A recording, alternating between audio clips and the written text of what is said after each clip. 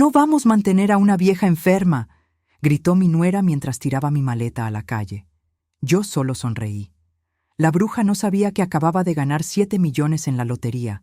Solo le dije, tienes 24 horas para desaparecer de aquí. Me alegra tenerte aquí. Sigue mi historia hasta el final y comenta desde qué ciudad me estás viendo. Así podré ver hasta dónde ha llegado mi historia. El sonido de mi ropa golpeando el pavimento fue lo que me despertó de la pesadilla que había sido mi vida durante los últimos 5 años. No era un sueño, era real. Mi nuera Alexa acababa de lanzar mi maleta desde la puerta principal y mis vestidos se esparcían por la acera como si fueran basura. «No vamos a sustentar a una vieja enferma», gritó desde el umbral de la casa que había sido mi hogar durante 30 años.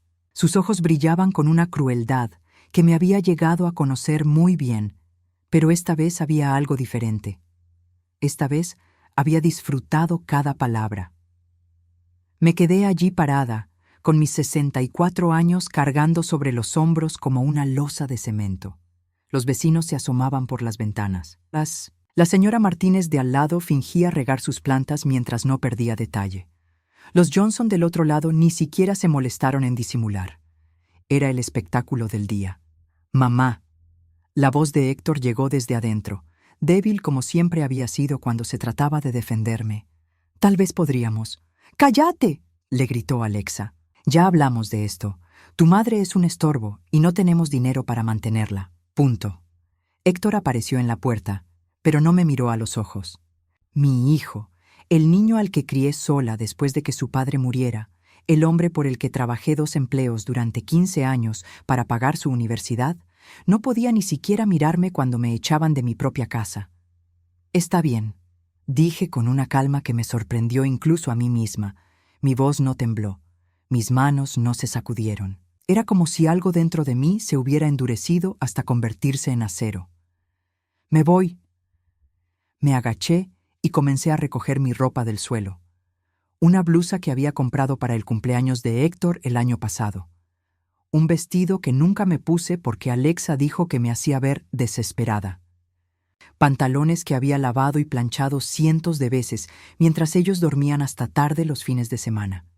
«Y más te vale no volver arrastrándote en unas semanas», siguió Alexa, claramente disfrutando mi humillación. «Esto no es un hotel. Encuentra algún lugar para viejos abandonados donde te reciban». Esas palabras habrían debido destruirme. Debí haber llorado, haber suplicado, haber prometido ser menos estorbo. Eso era lo que ella esperaba. Eso era lo que siempre había hecho antes. Pero mientras metía mis pertenencias en la maleta, sentí algo que no había experimentado en años, una extraña sensación de libertad. Porque en el bolsillo de mi abrigo, doblado cuidadosamente entre las páginas de mi libro de oraciones, estaba el billete de lotería que había comprado esa mañana con mis últimos $5.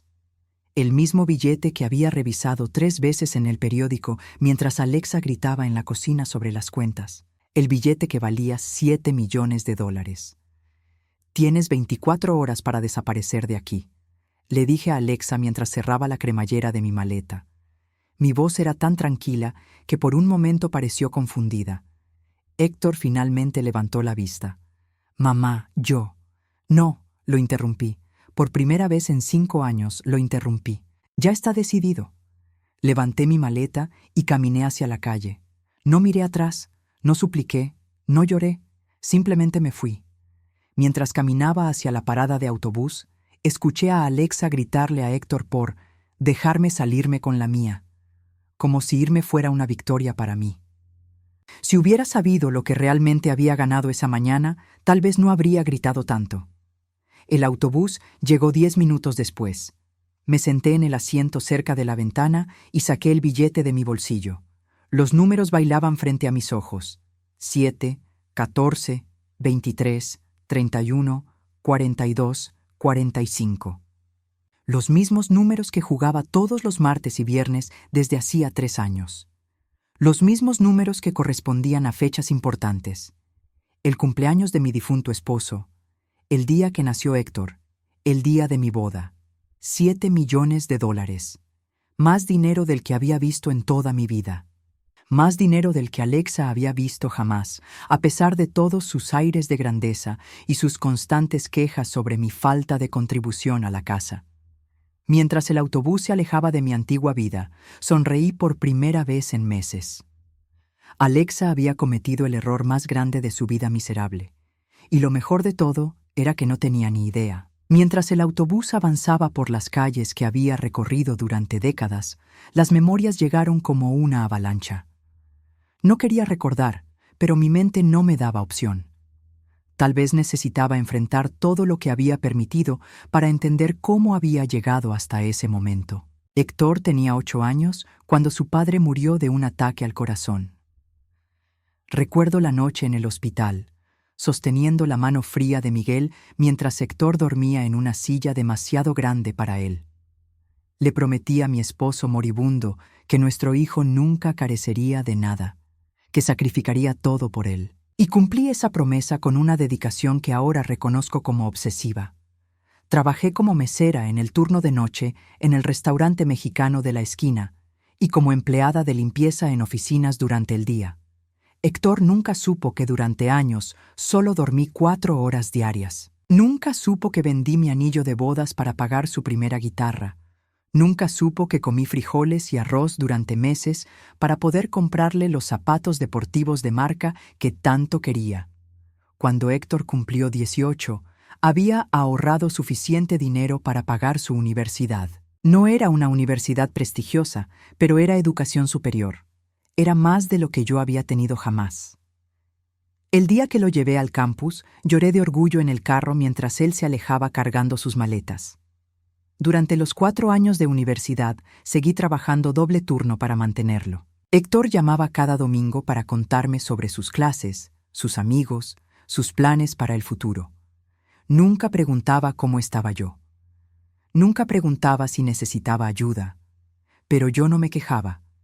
Los hijos no tenían que preocuparse por sus padres, pensaba. Era mi trabajo como madre asegurarme de que él fuera feliz. Cuando se graduó con su título en Administración de Empresas, conseguí trabajo en la empresa constructora donde había conseguido empleo. Nada glamoroso, solo contabilidad básica, pero era de día y me pagaban lo suficiente para dejar el trabajo nocturno. Por primera vez en años, podía dormir 8 horas completas. Héctor se mudó de vuelta a casa temporalmente mientras encontraba su lugar en el mundo. Temporalmente se convirtió en 2 años. Yo no me quejé. Era agradable tener compañía después de tantos años sola. Entonces llegó Alexa. La conoció en un bar un viernes por la noche. Era 5 años menor que él, rubia, con uñas largas siempre perfectas y una risa que sonaba como cristales rompiéndose. Cuando Héctor me la presentó, supe inmediatamente que me consideraba competencia. «¡Qué casa tan acogedora!», había dicho la primera vez que vino a cenar, mirando alrededor como si estuviera evaluando una propiedad en venta. «Tiene mucho potencial». Héctor se casó con ella 6 meses después. Yo pagué la mitad de la boda. Alexa eligió todo sin consultarme: las flores, la música, el menú. Cuando sugerí tímidamente que tal vez podrían incluir una canción que a Miguel le había gustado, Alexa me miró como si hubiera sugerido servir comida para perros. «Es nuestro día, Alicia», me dijo con esa sonrisa falsa que perfeccionaría en los años siguientes. No un memorial. Después de la boda, Alexa se mudó a la casa. Al principio fue sutil. Reorganizó la cocina para mayor eficiencia. Cambió las cortinas de la sala porque las mías estaban pasadas de moda. Poco a poco, mi casa se convirtió en su casa, y yo me convertí en una huésped incómoda en mi propio hogar. «Mamá», me dijo Héctor un día, «Alexa piensa que sería mejor si tú tomaras el cuarto pequeño de atrás.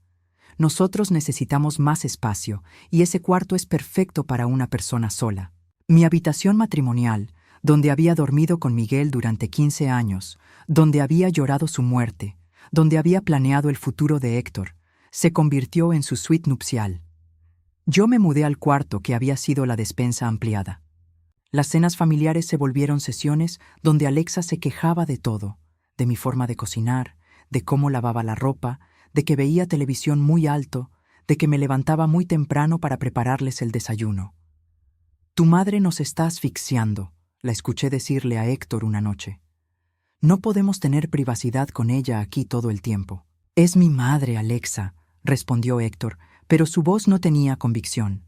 Exactamente. Es tu madre, no la nuestra, y ya es hora de que empiece a valerse por sí misma. Gradualmente, Héctor dejó de defenderme, dejó de incluirme en las conversaciones, dejó de preguntarme cómo había estado mi día. Cuando Alexa me criticaba durante la cena, él miraba su plato y guardaba silencio. El día que cumplí 60 años, ninguno de los dos lo recordó.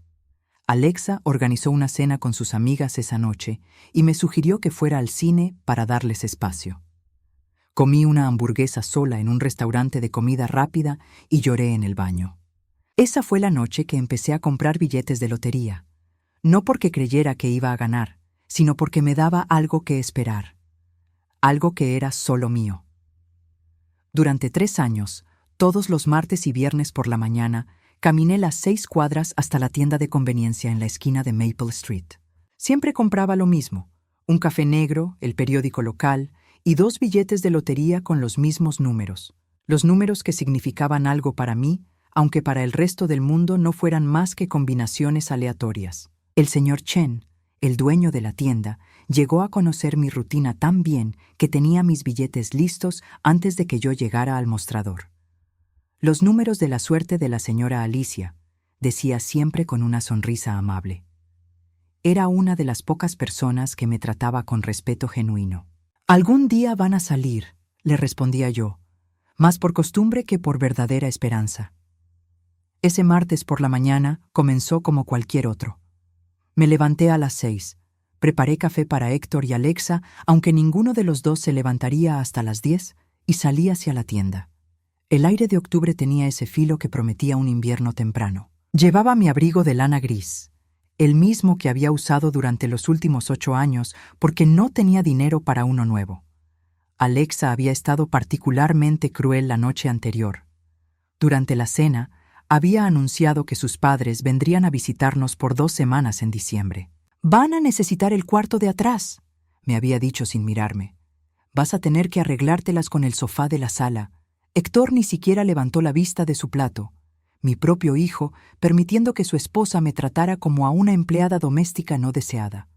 «¿Y si consigo una habitación en un motel?», había sugerido yo suavemente. Alexa se rió. «¿Con qué dinero? No es como si contribuyeras económicamente a esta casa». Esa mentira me dolió más que cualquier otra cosa. Durante los 5 años que llevaban casados, había entregado cada centavo de mi pensión para los gastos de la casa. Compraba los víveres, pagaba la cuenta de la electricidad, me encargaba de pequeñas reparaciones. Pero según Alexa, yo era una carga inútil. Cuando llegué a la tienda del señor Chen esa mañana, todavía sentía el peso de esas palabras. Compré mi café, tomé el periódico y le di $5 por mis 2 billetes habituales. Los últimos $5 que me quedaban hasta que llegara mi siguiente cheque de pensión. «Que tenga un buen día, señora Alicia», me dijo el señor Chen. «Y buena suerte». Regresé a casa y me senté en la mesa de la cocina con mi café y el periódico. Era mi pequeño ritual de paz antes de que la casa se llenara de la tensión habitual. Revisé las noticias locales, los obituarios, una costumbre morbosa que había desarrollado con los años, y finalmente llegué a la página de los números ganadores de la lotería del viernes anterior. Saqué mis billetes del bolsillo de mi abrigo y comencé a revisar los números de manera rutinaria. Primer billete, no coincidía. Segundo billete, 7, sí. 14, sí. 23, sí. Mis dedos comenzaron a temblar. 31, sí. 42, sí. 45. El billete se me cayó de las manos. Miré los números en el periódico otra vez. Luego miré mi billete. Los números eran exactamente los mismos, todos y cada uno de ellos. Sentí como si alguien hubiera aspirado todo el aire de mis pulmones. Leí el premio. $7 millones. Me quedé sentada en esa cocina durante 1 hora completa, mirando el billete y el periódico alternativamente, convenciéndome de que no estaba alucinando. Cada vez que miraba, los números seguían siendo los mismos. $7 millones. Escuché los pasos de Alexa bajando las escaleras y rápidamente escondí el billete entre las páginas de mi libro de oraciones. Mi corazón latía tan fuerte que estaba segura de que podría escucharlo. ¿Por qué hay café preparado tan temprano?, preguntó Alexa con esa voz de fastidio que usaba para dirigirse a mí. Ya te dije que no desperdicies café, no somos ricos. Si hubiera sabido lo rica que me había vuelto esa mañana, tal vez habría sido un poco más amable. Pero yo no dije nada. Solo asentí y fingí leer el periódico. Durante las siguientes horas, mientras Alexa se quejaba de todo y Héctor asentía como un perro entrenado, yo mantuve mi secreto. Cuando Alexa anunció que había invitado a sus amigas a almorzar y que yo tendría que hacer algo útil por una vez y preparar la comida, yo asentí tranquilamente. Cuando me pidió que lavara su ropa porque la empleada doméstica, que era yo, aunque ella nunca lo admitía, había arruinado su blusa favorita, yo asentí. Cuando me informó que no podría acompañarlos al restaurante esa noche porque era una ocasión especial para parejas, yo asentí. Pero por dentro algo había cambiado fundamentalmente. Cada insulto, cada desaire, cada momento de crueldad casual se almacenaba en mi memoria como evidencia. No evidencia para un tribunal de justicia, sino para algo mucho más poderoso, mi propia liberación. Esa noche, mientras ellos estaban en su cena romántica gastando dinero que técnicamente era mío, porque mi pensión pagaba la mayoría de las cuentas, me senté en mi pequeño cuarto de atrás y saqué el billete otra vez. Los números no habían cambiado, seguía siendo real. Por primera vez en años me permití soñar. No sueños grandiosos de mansiones o yates, sino sueños simples. Un apartamento pequeño pero propio, ropa nueva, la posibilidad de comer en un restaurante sin tener que contar cada centavo. La libertad de no tener que pedir permiso para existir en mi propio espacio. Pero más que nada, soñé con la cara de Alexa cuando se diera cuenta de lo que había perdido. No por venganza, aunque admito que esa parte me daba cierta satisfacción, sino por justicia. Por primera vez en 5 años, tendría el poder de elegir mi propio destino. Esa noche dormí mejor de lo que había dormido en meses. Al día siguiente, Alexa me expulsaría de la casa con la crueldad casual de alguien que descarta un mueble viejo. Si hubiera sabido que me estaba haciendo el favor más grande de mi vida, tal vez habría sido menos dramática al hacerlo. El Hotel Riverside no era el Ritz, pero después de 5 años durmiendo en un cuarto que había sido una despensa, se sentía como un palacio. La habitación tenía una cama queen size con sábanas limpias que nadie había usado antes que yo. Un baño completo donde podía darme una ducha sin que alguien golpeara la puerta quejándose de que estaba gastando demasiada agua caliente, y una pequeña mesa junto a la ventana donde podía sentarme a tomar café sin que nadie me criticara por hacer ruido tan temprano. Me registré bajo mi nombre de soltera, Alicia Morales. No había sido Alicia de nada durante tanto tiempo que casi había olvidado cómo se sentía tener una identidad propia. El recepcionista, un joven de unos 25 años con una sonrisa genuina, me preguntó cuánto tiempo estaría quedándome. «No estoy segura», le respondí. «¿Ese es un problema?» «Para nada, señora. Pague por semana si prefiere. Es más conveniente para estancias largas». Pagué por una semana con el dinero que tenía en mi billetera, sintiendo una extraña sensación de libertad al gastar dinero sin tener que justificar cada centavo. Esa primera noche en el hotel, saqué el billete ganador y lo extendí sobre la mesita de noche. Durante los próximos días, tendría que reclamarlo oficialmente. Tendría que lidiar con abogados, asesores financieros y toda la burocracia que viene con ganar una fortuna. Pero por ahora, me permití simplemente existir en este espacio intermedio entre mi vida anterior y lo que vendría después. Al día siguiente, fui a la oficina de la Lotería Estatal. El edificio era más impresionante de lo que había imaginado, todo vidrio y acero, con empleados que se movían con la eficiencia de personas acostumbradas a manejar sumas enormes de dinero.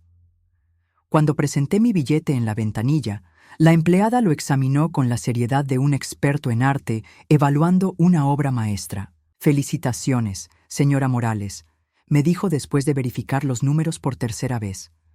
«Usted es oficialmente millonaria».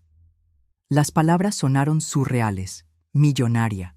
Yo, que había trabajado 2 empleos durante años solo para mantenernos a flote. Yo, que había comido frijoles y arroz durante meses para ahorrar dinero para la educación de Héctor. Yo, que había sido tratada como una carga por mi propia familia. Los próximos días fueron un torbellino de documentos legales y reuniones con asesores financieros. Opté por recibir los pagos anuales en lugar de la suma completa de una vez. Después de impuestos, recibiría aproximadamente $200,000 cada año durante los próximos 25 años. Era más dinero del que había visto en toda mi vida combinada. Mientras tanto, desde la distancia segura de mi nueva vida, comencé a observar lo que estaba pasando en mi antigua casa. El primer día después de mi expulsión, Héctor intentó llamarme. Mi teléfono sonó durante la cena en el pequeño restaurante italiano, donde había decidido celebrar mi primera comida como mujer libre. Miré el nombre en la pantalla y dejé que fuera al buzón de voz. «Mamá», decía su mensaje, «sé que estás molesta, pero podemos arreglar esto. Llámame». No lo hice. El segundo día, Alexa también intentó llamar. Su mensaje era típicamente manipulador. «Alicia, sé que estás actuando dramáticamente, pero esto es ridículo. Héctor está preocupado. Solo llama para que sepamos que estás bien». Borré el mensaje sin terminarlo de escuchar. Para el tercer día, había 8 llamadas perdidas entre los dos. Para el cuarto día, habían comenzado a llamar a hospitales locales. Mientras ellos se preocupaban por mi paradero, yo me estaba redescubriendo. Compré ropa nueva por primera vez en años. No ropa cara o extravagante, sino ropa que me gustaba a mí. Vestidos en colores que Alexa había declarado inapropiados para mi edad. Zapatos cómodos que podía usar para caminar por el parque sin que me dolieran los pies. Me hice cortar el cabello en un salón real, no en el salón de descuento donde había ido durante años para ahorrar dinero. La estilista, una mujer de mi edad llamada Rosa, me sugirió un corte que me quitara años de encima. «Tienes hermosos huesos faciales», me dijo mientras trabajaba. «Este corte va a resaltar tus ojos». Cuando me vi en el espejo, apenas me reconocí. La mujer que me devolvía la mirada se veía, digna, segura de sí misma, viva. Una semana después de mi expulsión, decidí conducir por mi antiguo vecindario. No para visitarlos, sino para observar. Quería ver cómo estaban manejando la vida sin su fuente silenciosa de apoyo financiero. La primera señal de problemas fue la hierba. Yo siempre había mantenido el jardín, levantándome temprano los sábados para cortar el césped y cuidar las flores antes de que el calor del día se volviera insoportable. Ahora, después de solo una semana, la hierba estaba crecida y las flores que había plantado en primavera se veían descuidadas. La segunda señal fue el carro de Alexa. Estaba estacionado en la entrada con una llanta desinflada que había estado así durante días, según me dijo la señora Martínez cuando la saludé desde mi auto rentado. «No he visto a tu hijo arreglarla», me comentó. «¿Está todo bien, Alicia? Te ves diferente». «Todo está muy bien», le respondí. «Mejor que nunca». Esa noche, desde mi habitación de hotel, llamé a la compañía de electricidad. Pregunté sobre el estado de la cuenta de mi antigua dirección. Como mi nombre todavía estaba en el contrato como pagador secundario, pudieron darme la información. No habían pagado la cuenta de este mes. Tenían un aviso de corte programado para la próxima semana. Sonreí mientras colgaba el teléfono. La realidad estaba comenzando a alcanzar a Héctor y Alexa. Durante años, mi pensión había cubierto las cuentas básicas mientras ellos gastaban sus ingresos en restaurantes, ropa y las vacaciones que yo nunca podía permitirme acompañar. Ahora estaban descubriendo cuánto costaba realmente mantener una casa. Pero mi transformación no se trataba solo de observar su caída. Se trataba de construir algo nuevo para mí misma, algo que fuera completamente mío. 2 semanas después de mi expulsión, encontré la casa perfecta. No era una mansión ni nada ostentoso, pero era mía. Una casa de 2 dormitorios en un vecindario tranquilo a 15 minutos de donde había vivido toda mi vida adulta. Tenía un jardín pequeño que daba hacia el este, perfecto para tomar café por las mañanas, y una cocina con ventanas grandes que dejaban entrar la luz natural. La dueña anterior había sido una maestra jubilada que se mudaba a vivir con su hija en otro estado. Cuando nos conocimos para firmar los papeles, me dijo algo que se me quedó grabado. Esta casa necesita a alguien que la valore. Ha estado llena de amor durante 40 años. Pague la casa en efectivo. La expresión del agente inmobiliario cuando saque el cheque certificado fue impagable. Estaba acostumbrado a tratar con compradores que luchaban con hipotecas y préstamos bancarios, no con mujeres de 64 años que pagaban $200,000 como si fuera dinero para el almuerzo. ¿Está segura de que no prefiere financiamiento?, me preguntó. Podría mantener su capital invertido. Estoy segura, le respondí. Quiero ser dueña de algo completamente mío por primera vez en mi vida. Mientras tanto, las llamadas de Héctor se habían vuelto más desesperadas. Ya no eran mensajes casuales pidiendo que lo llamara. Ahora eran súplicas. Mamá, por favor, necesito hablar contigo.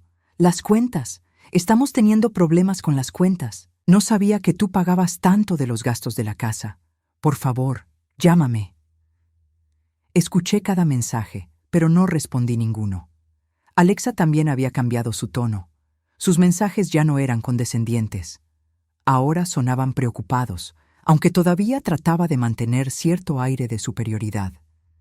Alicia, esto es ridículo. Sé que estás molesta, pero abandonar a tu familia no va a resolver nada. Héctor está muy preocupado por ti. Solo llama para que sepamos que estás viva. La ironía no se me escapaba. Ahora que necesitaban mi dinero, súbitamente me había convertido en familia otra vez. El punto de quiebre llegó cuando la electricidad les fue cortada. Lo supe porque la señora Martínez me llamó, preocupada. Alicia, ¿sabes qué está pasando en tu antigua casa? No han tenido luz en 2 días. Héctor vino a pedirme si podía prestarles dinero para pagar la cuenta, pero yo no tengo esa cantidad. ¿Cuánto necesitaban?, le pregunté, aunque ya conocía la respuesta. $300. Dijo que era una emergencia temporal. $300, la misma cantidad que yo había estado pagando religiosamente cada mes durante años, y que ellos ni siquiera habían notado hasta que desaparecí.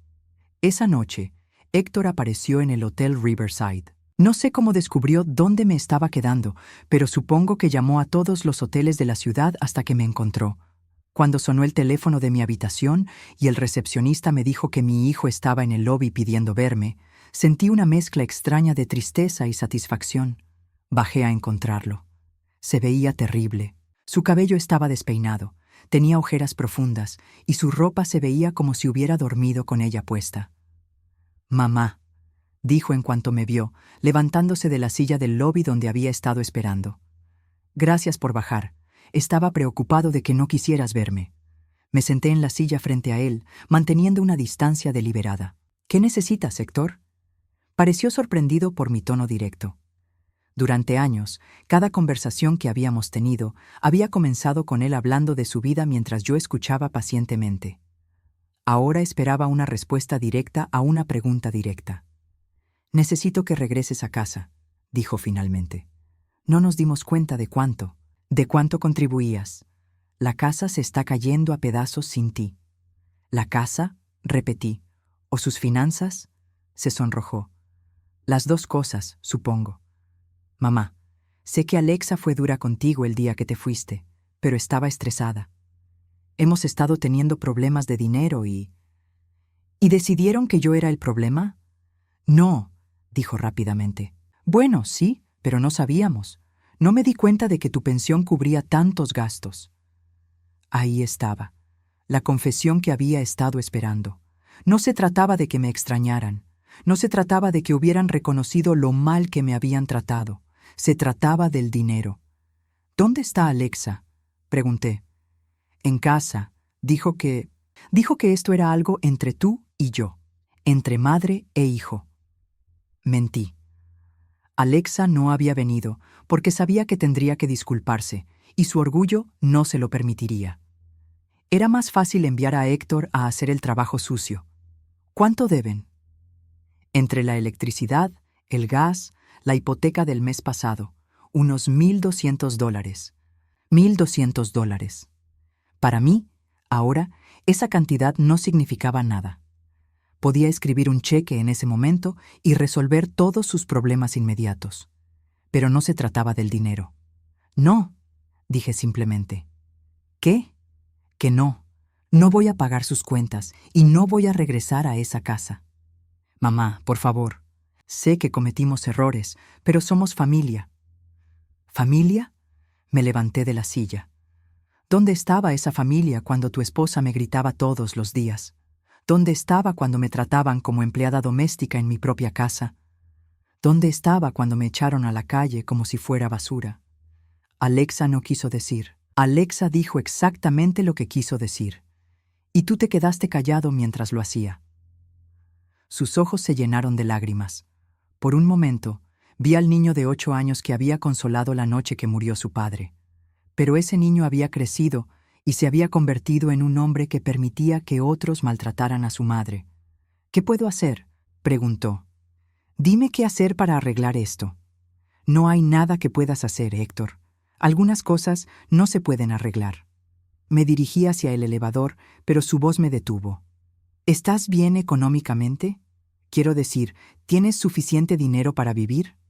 Me volteé a mirarlo. Mi hijo, preocupándose por mi bienestar financiero solo después de que habían perdido acceso a mi dinero. Estoy perfectamente bien, le dije. Mejor de lo que he estado en años.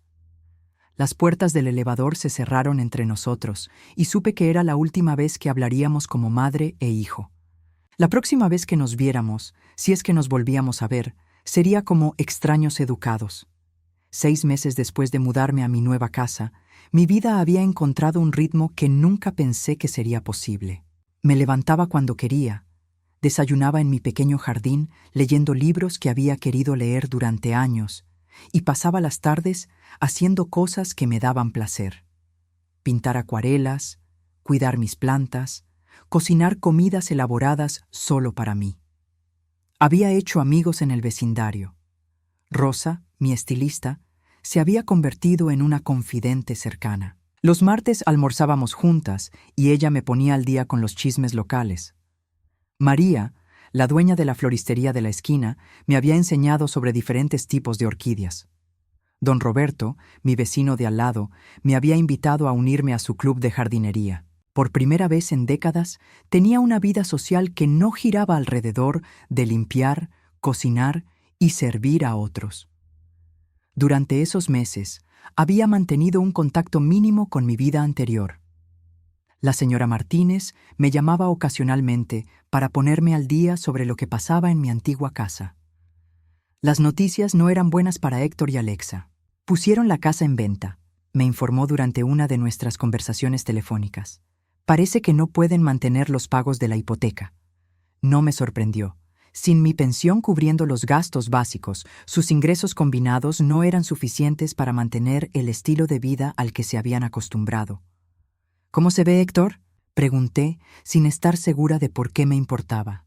Cansado, muy cansado. Alexa también.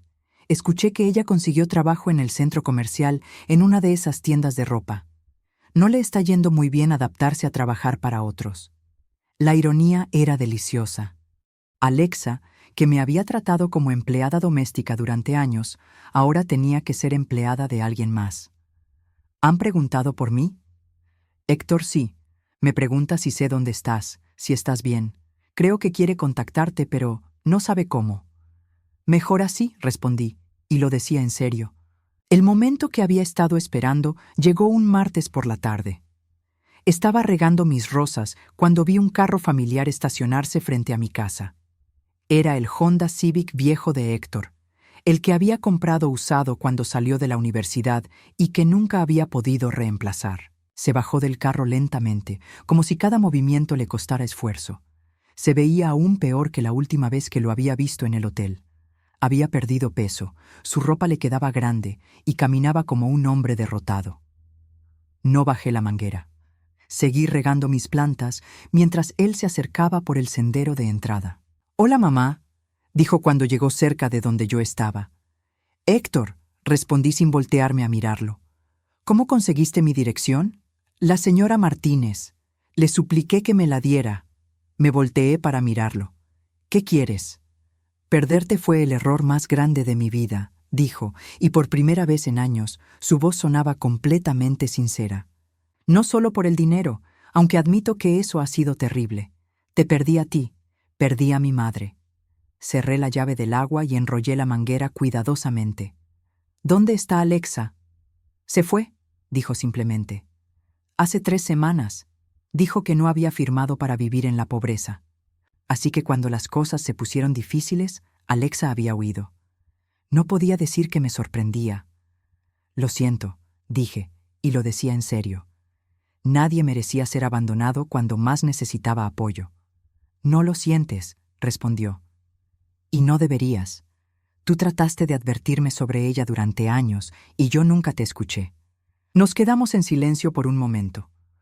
Una brisa suave movía las hojas de mi jardín y el sonido era pacífico de una manera que nunca había experimentado en mi vida anterior. ¿Puedes perdonarme?, preguntó finalmente. La pregunta que había estado esperando durante meses. La pregunta que había ensayado responder de diferentes maneras en mi mente. No, dije suavemente. Sus hombros se hundieron. Pero no porque quiera castigarte, continué. Es porque perdón implica que quiero restaurar lo que teníamos antes. Y no quiero hacerlo, Héctor. No quiero volver a ser la madre que sacrifica todo por un hijo que no la valora. No quiero volver a ser la mujer que acepta migajas de afecto a cambio de servicio constante. Entonces, ¿qué podemos tener? Respeto mutuo, tal vez. Conversaciones ocasionales. Una relación cordial entre dos adultos que comparten historia. ¿Pero no amor? El amor nunca se fue, Héctor. Pero el amor sin respeto es destructivo, y el respeto se gana. Él asintió lentamente. ¿Cómo puedo empezar a ganarlo? Viviendo bien, encontrando tu propia fuerza, convirtiéndote en el hombre que crié, no en el hombre que Alexa moldeó. Se quedó unos minutos más. Hablamos sobre cosas superficiales. Le pregunté sobre su trabajo, él me preguntó sobre mi nueva casa. La conversación fue educada, casi formal. Cuando se fue, no hubo abrazos ni promesas de llamadas futuras. Pero por primera vez en años no sentí dolor después de una conversación con mi hijo. Solo una tristeza tranquila por lo que habíamos perdido y una paz profunda por lo que había ganado. Esa noche me senté en mi porche trasero con una copa de vino y miré las estrellas. Por primera vez en mi vida adulta, no tenía que preocuparme por nadie más que por mí misma. No tenía que justificar mis gastos, mis decisiones o mi existencia. Mi teléfono sonó. Era Rosa. «¿Cómo te fue con la visita de tu hijo?», preguntó. Le había contado sobre Héctor cuando lo vi llegar. «Bien», respondí. «Mejor de lo que esperaba». «¿Crees que van a reconciliarse?», pensé en la pregunta por un momento. No de la manera tradicional, pero tal vez podamos encontrar algo nuevo, algo más saludable. Te mereces ser feliz, Alicia. ¿Sí?, dije, sorprendiéndome a mí misma con la certeza en mi voz. Me lo merezco. Después de colgar, abrí mi laptop y revisé mi cuenta bancaria. El próximo pago de la lotería llegaría en 2 meses. Tenía más dinero del que podría gastar en el resto de mi vida. Una casa que me encantaba, amigos que me valoraban y libertad total para elegir cómo vivir cada día. Alexa había tenido razón sobre una cosa. Yo no había firmado para vivir en la pobreza. Pero ella había malinterpretado qué tipo de pobreza era la más peligrosa. No era la falta de dinero lo que más me había empobrecido durante esos años. Era la falta de respeto, de autonomía, de dignidad. Ahora tenía todo eso, y valía más que cualquier suma de dinero. Levanté mi copa de vino hacia el cielo estrellado en un brindis silencioso.